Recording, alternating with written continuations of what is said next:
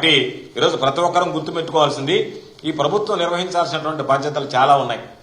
ఇచ్చినటువంటి హామీలను నిలబెట్టుకోవాలి. ఇచ్చినటువంటి హామీలకు సంబంధించి ప్రజలకు ఏమి సమాధానం చెప్తారో చెప్పాలి. ఇప్పటికే వేల కోట్ల రూపాయలు అప్పు తీసుకొచ్చి 70,000 కోట్ల పైన అప్పు తీసుకొచ్చి ఈరోజు ప్రజలకు ఇచ్చినటువంటి హామీలను నెరవేర్చేటువంటి పరిస్థితులు లేవు. కాబట్టి వీటన్నిటితో పాటు నేను నిర్వర్తించాల్సినటువంటి బాధ్యతలు పక్కన పెట్టి ఏదో 2 ప్రైవేటు వ్యక్తుల మధ్య 2 ప్రైవేటు సంస్థల మధ్య జరిగినటువంటి దాన్ని తీసుకొచ్చి దాన్ని ఏదో ఒక తప్పుగా చిత్రీకరించి దానిని జోక్యం చేసి దాంట్లో ప్రభుత్వ జోక్యం ఉందన్నట్టుగా పెట్టి వాళ్ళ దగ్గర కేసులు తీసుకుని నువ్వు ఫిర్యాదు చేయడం వెనకనే ఈరోజు దారుణమైనటువంటి పరిస్థితులు అర్థమవుతున్నాయి. నీ కుట్రకోణం అర్థమవుతుంది. కాబట్టి తప్పనిసరిగా ఇదే విధంగా కొనసాగితే రేపటి రోజు ఎవరన్నా ఆస్తులు అమ్ముకోవాలన్నా సరే ఎంత వెనకాడతారు, ఎంత పారదర్శకంగా లావాదేవీలు జరగాలన్నా ఓయమ్మ వీళ్ళు ఏదన్నా రేపు రాజకీయంగా మనల్ని ఇబ్బంది పెడతారేమో అనేటువంటి భావం కల్పిస్తే ఇది పెట్టుబడులకు గాని లేదా పారిశ్రామికవేత్తలకు గాని ఈ రాష్ట్రం అనువైనటువంటిది కాదు కదా.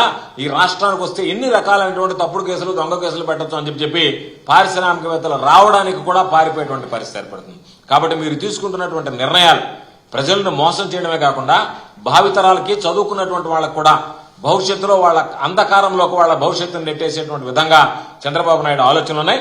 దానికోసం ఈరోజు నిత్యం జగన్మోహన్ రెడ్డి గారి మీద ఏదో ఒక ఆర్టికల్ తయారు చేయడం, ఆ ఆర్టికల్ ని పేపర్లో వేయించడం, నీ అనుకూల మీడియాలో రాయించడం, అనుకూలకు సంబంధించినటువంటి మీడియాలో చూపించడం.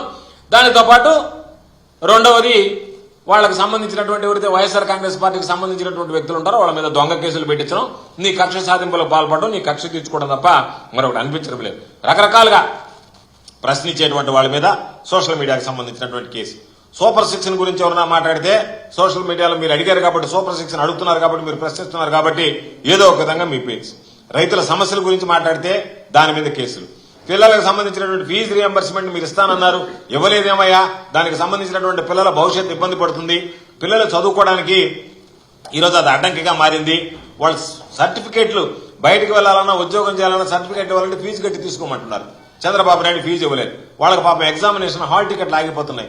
తల్లిదండ్రులు ఆవేదన చెందుతున్నారు. పిల్లల పాపం చాలా మంది మానసికంగా కృంగిపోతున్నారు. దాని గురించి ఆలోచన చేసేటువంటి పరిస్థితులు లేవు. ఈరోజు ఎన్ని సందర్భాల్లో చెప్పాడు చంద్రబాబు నాయుడు, నేను 5 సంవత్సరాలు కరెంట్ ఛార్జీలు పెంచను, మీరే కరెంటు తయారు చేయండి, నేను మీకు గ్రిడ్ కనెక్షన్ ఇస్తాను, అదనంగా మీరు ఉత్పత్తి చేసేటువంటి కరెంటును అమ్ముకుని మీకు సంపద సృష్టించేటువంటి అవకాశం ఇస్తున్నాడు. సంపద సృష్టి దేవుడు. ఈరోజు అనేక సందర్భాల్లో చెప్పాం. అనేక సందర్భాల్లో చంద్రబాబు నాయుడు గారు చెప్పినటువంటి విషయాన్ని ఉటంకించడం జరిగింది. బాబు షూరిటీ భవిష్యత్తు గ్యారంటీ అని. బాబు షూరిటీ బాధుడి గ్యారంటీ అనేటువంటిది ఈరోజు చంద్రబాబు నాయుడు ప్రతి విషయంలో ప్రజలకు ఇచ్చినటువంటి హామీలను వంచడం, ప్రజలకు ఇచ్చినటువంటి మాట నిలబెట్టుకోకుండా పోవడం, ఇంత నీచమైనటువంటి సాంప్రదాయానికి ఈరోజు చంద్రబాబు నాయుడు దిగజారిపోయాడు.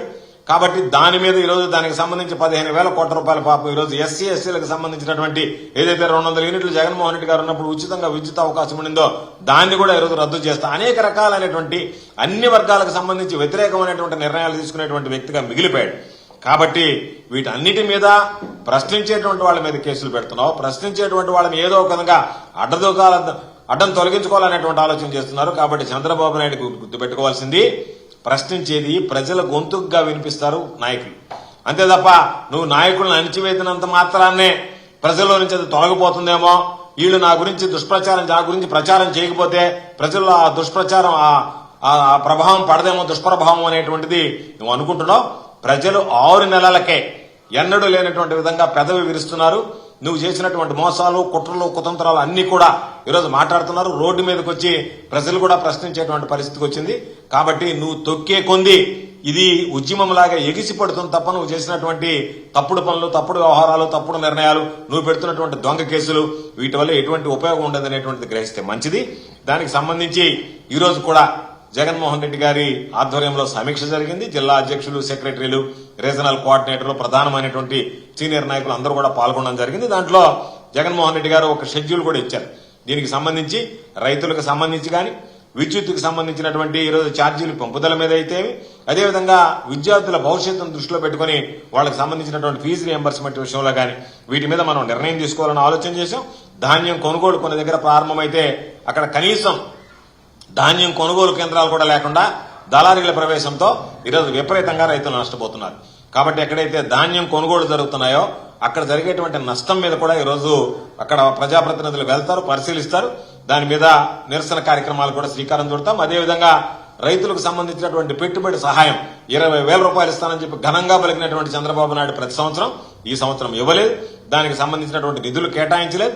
దాని మీద కూడా ప్రశ్నించాలనేటువంటి ఆలోచనతో పాటు జగన్మోహన్ రెడ్డి గారు ఏదైతే ఉచిత పంటల బీమా ఈ క్రాప్ చేసుకోవడం, ఈ క్రాప్ బుకింగ్ అయిపోయిన వెంటనే వాళ్ళకి సంబంధించినటువంటి బీమా వర్తింపజేసేటువంటి విధంగా ఏదైతే స్ట్రీమ్ లైన్డ్ ప్రొసీజర్ ఉందో దాని అంతా తీసేసి ఈరోజు మీరు కట్టుకుంటేనే మీకు బీమా వస్తుందని చెప్పి ఉచిత పంటల బీమాకి మంగళం పాడడం, వీటన్నిటి మీద కూడా ఈరోజు దృష్టి పెట్టాలనుకున్నాం. అదేవిధంగా విద్యుత్ ఛార్జీలకు సంబంధించి ఒక విడతలో 6,000 కోట్లు పెంచి మరలా 9,000 కోట్లు, 15,000 కోట్ల భారం 5 సంవత్సరాల్లో నీ నోటితో నువ్వే సాక్షాత్తు చెప్పినటువంటి మాటలు 5 సంవత్సరాల్లో ₹1 కూడా విద్యుత్ ఛార్జీలు పెంచను అని చెప్పి ఒకటేసారి 15,000 కోట్ల రూపాయల పెనుభారం, బహుశా ఇప్పుడు ఆంధ్ర రాష్ట్ర చరిత్రలో 15,000 కోట్ల రూపాయల పెనుభారం మోపినటువంటి పరిస్థితి లేదు. దానికి సంబంధించి 15,000 కోట్ల రూపాయలకి ఇప్పటికే మామూలుగా నువ్వు వేయడానికి నిర్ణయం తీసుకుని ఒక బిల్లు అయితే ఇప్పుడు పడింది. రెండో బిల్లు కూడా జనవరి నుంచి రెండోసారి 6,000 కోట్లకు సంబంధించినటువంటి బిల్లులు ఇప్పుడు వచ్చాయి. మరలా 9,000 కోట్లకు సంబంధించి కూడా జనవరి నుంచి పాపం ఆ ప్రభావం ప్రజల మీద పడేటువంటి అవకాశం ఉంది కాబట్టి దాని మీద, అదేవిధంగా పిల్లలకు సంబంధించి చదువులు కుంటుపడుతున్నాయి కాబట్టి విద్యా దీవెన, జగన్మోహన్ రెడ్డి గారి క్రమం తప్పకుండా ఇచ్చినటువంటి వసతి దీవెన, విదేశీ విద్య, ఈ 3 కూడా ఈరోజు ఎక్కడా ఈ ప్రభుత్వం పట్టించుకున్నటువంటి దాఖలాలు లేవు. కాబట్టి పాపం ఆ చదువుకునేటువంటి బిడ్డలకి ఈరోజు విఘాతం కలుగుతుంది. కాబట్టి వాళ్ళ చదువులకి ఈ 3కి సంబంధించి కూడా ఈరోజు ప్రజలకు సంబంధించి ప్రజలందరినీ కలుపుకొని ఆయా వర్గాలతో కలిసి నిరసన చేపట్టాలనేటువంటి ఆలోచన చేశాం. కాబట్టి ఈరోజు ఎక్కడైతే ధాన్యం కొనుగోలు కానీ రైతులకు సమస్యలు ఉన్నాయో క్షేత్రస్థాయిలో పర్యటించి డిసెంబర్ 11వ తేదీ రైతులందరితో కలిసి ప్రతి జిల్లా కలెక్టరేట్ లో కలెక్టర్ దగ్గరికి వెళ్లి రైతులందరితో కలిసి వెళ్లి రైతుల సమస్యల మీద ఏదైతే మనం చెప్పామో పెట్టుబడి సహాయం దగ్గర నుంచి ఈరోజు ధాన్యం కొనుగోలు ప్రారంభమైన దగ్గర గిట్టుబాటు ధర లేకపోవడం, అదేవిధంగా ఉచిత పంట బీమా ఏదైతే ఉందో ఆ బీమా అమలు చేయకపోవడం, వీటి మీద జిల్లా కలెక్టర్ గారికి మా నిరసన తెలియజేసి వినతి పత్రం ఇవ్వాలనేటువంటి కార్యక్రమానికి డిసెంబర్ 11వ తేదీ రాష్ట్ర వ్యాప్తంగా అన్ని జిల్లాల కలెక్టరేట్ల దగ్గర ఈ కార్యక్రమాన్ని నిర్వహిస్తాం. అదేవిధంగా విద్యుత్ ఛార్జీల పెంపుకు సంబంధించి డిసెంబర్ 27వ తేదీ కరెక్ట్ ప్రతి జిల్లా కేంద్రంలో ఉన్నటువంటి ఎలక్ట్రిసిటీ ఎస్సీ కార్యాలయం దగ్గరికి వెళ్లి ఎలక్ట్రిసిటీ ఎస్సీ కార్యాలయం ముందు మా నిరసన తెలియజేస్తాం.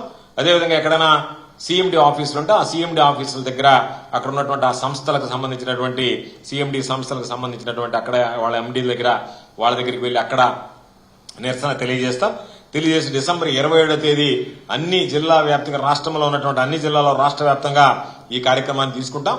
అదేవిధంగా జనవరి 3వ తేదీ ఫీజు రియంబర్స్మెంట్ సంబంధించి విద్యా దీవెన, వసతి దీవెన, విదేశీ విద్యకు సంబంధించి వెంటనే బకాయిలు విడుదల చేయాలని కోరుతూ మరలా కలెక్టరేట్ దగ్గర ఈ 3 ప్రాధాన్యత అంశాల మీద వెంటనే ఈరోజు కలెక్టరేట్ కార్యాలయాలకు వెళ్లి వినతి పత్రం ఇచ్చి ప్రజల యొక్క ఆలోచన తెలియజెప్పాలని ముఖ్యమంత్రిగా పనిచేసినటువంటి గతంలో జగన్మోహన్ రెడ్డి గారు తీసుకున్నటువంటి విధానాలు ఏదైతే ఉన్నాయో వాటన్నిటికీ తూట్లు పొడిచేటువంటి విధంగా ఈరోజు చంద్రబాబు నాయుడు కుటుంబ ప్రభుత్వం ప్రజలకు సంబంధించి మేలు కలిగిస్తే గతంలో ముఖ్యమంత్రిగా జగన్మోహన్ రెడ్డి గారు ఈరోజు వాటన్నిటి మీద ఇటువంటి ప్రభావం చూపించకూడదనేటువంటి లక్ష్యంతో ఈరోజు ఏదో ఒక విధంగా నీకున్నటువంటి ప్రాధాన్యత క్రమంలో నిధులు ఖర్చు పెడుతూ ప్రజలకు ఇచ్చినటువంటి హామీలని ఈరోజు విస్మరిస్తూ దానికి సంబంధించినటువంటి నీ వైఫల్యాలను కప్పిపుచ్చుకునేటువంటి దిశగా నువ్వు ఆలోచన చేస్తున్నావు.